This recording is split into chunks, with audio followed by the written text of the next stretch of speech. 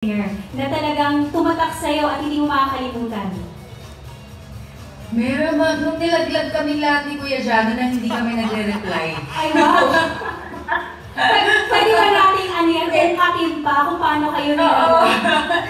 Laglagan, hindi, but honestly, it's really hard to pick kasi ang daming memories and ang daming masasayang moments habang nag-shoot kami ng Masked Singer. So talaga namang nag-enjoy lang kami lahat and talaga nag-bonding kami lahat. Talaga masasabi ko na yung Masked Singer, isa to sa pinaka-memorable na project na nagawa ko ever.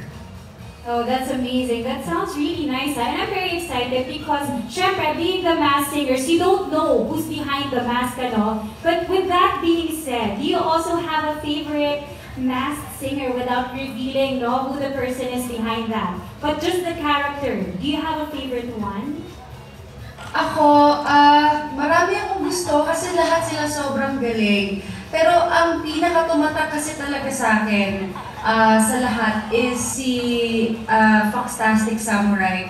Just because lahat ng performances niya, sobrang iba't iba yung mga pyesa niya, yung mga materials niya. So talaga namang na-blown away ako habang nagpo-perform siya. So, yun, siya yung bias ko dito.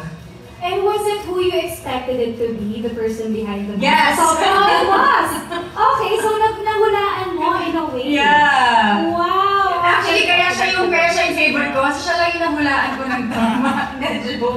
Okay. Well, Ms. Nadine, bago tayo magbabay sa ating friends, anong oras na ba dyan kung nasaan ka?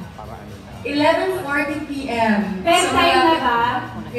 Yeah. Okay. So, we super appreciate that you stayed up for us. But before we let you go, can you please invite once again our viewers on TV5's Facebook Live and of course our media friends here to watch the Masked Singer Pilipinas Season 2. Yes, mga kapatid, Masked Singer Season 3 sa May 17 na po yan. 7:45 p.m. every weekend, Sabado at Linggo. Kaya sana po magkita-kita tayo dyan. Every Sunday po yung reveal namin. And I'm sure matutuwa po kayong lahat. And excited na excited po kaming lahat na makita nyo to.